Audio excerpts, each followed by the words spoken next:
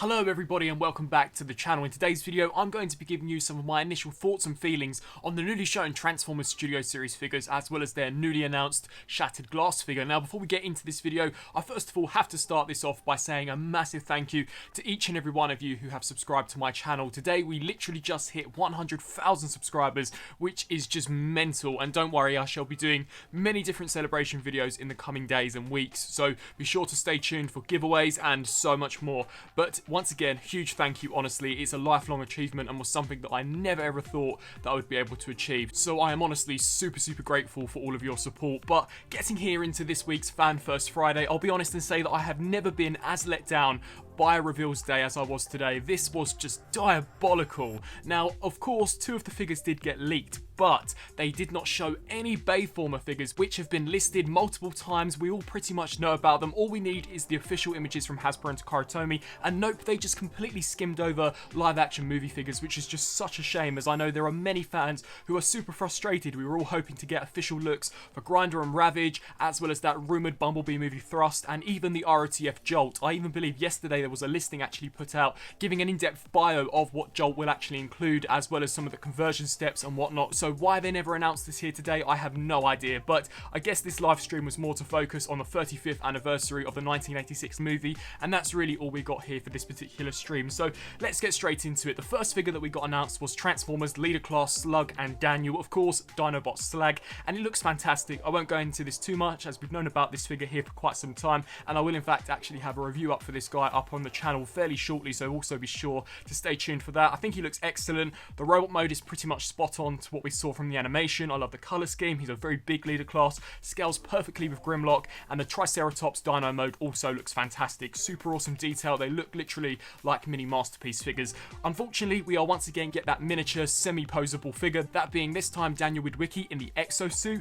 This I just think is something they should completely scrap. They really should just get rid of these and actually include the Dinobot swords. I know it's not animation accurate, but when we actually get into the Sharkticon, they did package in his gun, and that is not animation accurate. So if they can do it for the Sharkticon, surely they can do it here for the Dinobots, and I know pretty much everybody would much rather the Dinobots come with their swords than these pre-posed action figures. But definitely Leader Class Slug looks fantastic. Then we also got an official announcement for Voyager Class Wreckcar. Now this guy looks incredible. Of all of the 86 designs, Wreckcar is actually one of my favourite, and I think they've finally done the character justice. The last time we saw this character was in the Power of the Primes toy line, I believe, and that was not a great deluxe. It wasn't terrible by any stretch of the imagination, but it was nowhere near to the standard as what we are getting here this time round. This is now a Voyager class and looks pretty much spot on to what we saw from the animation. Super awesome attention to detail. I think the colour variation is near enough spot on. He looks really accurate. His articulation looks fantastic, and he also comes with a great slew of accessories. So we get the two motorbike wheels, which can be placed on the arms or can act as shields, and we also do get the spinning blade, which looks terrific as well, and that head sculpt honestly is fantastic.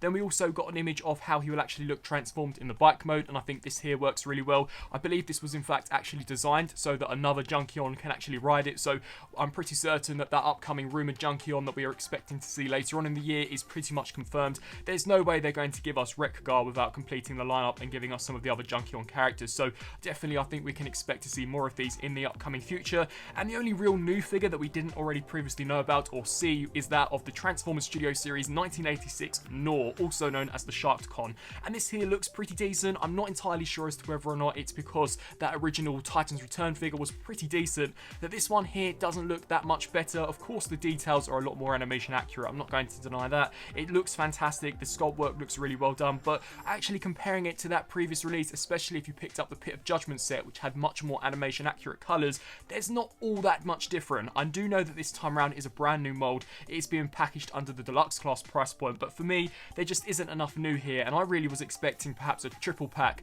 much like we got from the live action RC sisters, of smaller Sharkticons and not just one single deluxe figure. It doesn't look bad, I think it looks terrific. The detail in the Sharkticon mode especially is fantastic. You can see really aggressive looking teeth, amazing paint variation, the colours literally look as if though they've leapt from the cells of the animation, which is superb. And then taking a look here at the robot mode, I think this too here looks quite cool. It reminds me sort of the Alicon, so I imagine it will be roughly in that type of scale, but definitely very Alicon as far as its design design is concerned, and it will also include the tail whip, much like that Titans Return figure, and it will include the G1 accurate toy blaster. Not a blaster that we saw in the show, but a blaster that the original G1 toy came with. So if they can give this guy his toy accurate blaster, why can't they give the Dinobots their swords? So that really was it for mainline Studio Series reveals. As mentioned, I was definitely expecting to see some form of live action figures in this reveal. I know we all expected at least to see Grindor and Jolt, as those characters have been rumoured for so long now, and I believe there was even an image leaked last week of Ravage and an actual snippet of Grindor's new articulated hands. So such a shame that we didn't get any live action reveals here today, but I'm hoping they do some form of live action reveal in the upcoming weeks, hopefully sooner rather than later. And then finally, just to wrap things up, Hasbro did indeed announce the next Shattered Glass figure, which will be none other than Shattered Glass Starscream, and I'll be completely honest and say this is a figure that I'm most likely not going to pick up, just as it is yet again another Siege Starscream mold release, and I just do not need any more Siege Seekers in my collection. I already have so many. I have so many of the Earthrise Seeker mold. I just do not want any more of that particular mold. It's awesome, but there's only so many times that you can get it in a different colour variation. With all that being said, I do think the new paint scheme for this new heroic version of Starscream looks pretty awesome. It looks very much like Jetfire. We've got a predominantly white colour scheme with a mixture of red, and he will in fact also come with the dual blades, which looks okay, but definitely not a figure for me, I don't think. So I would love to know down in the comment section below on what you guys think of these newest reveals. Out of the 3 Studio Series figures, which ones are you most looking forward to? I think the Slug/Slag is really cool, as well as Wreckcar, and I think the Sharkticon looks pretty good as well, but for me it's just not that much of an upgrade when compared to the Titans Return figure, and this would have been a completely different vibe if Hasbro had announced some live action movie figures, as it's been so long. I think it was like October, it may have even been September last year that we got the announcement of Cybertronian, Starscream, Dino and B127, so even longer than the first wave of Studio Series 86 movie reveals. So why are Hasbro so reluctant to showcase some of these live action figures? With the next movie coming out next year, I'm hoping that they are just trying to push out as many 86 figures as they possibly can this year in order to make way for a very heavy live action movie wave next year. I thank you all for watching, and until my next video, I'll see you then. Thanks for watching.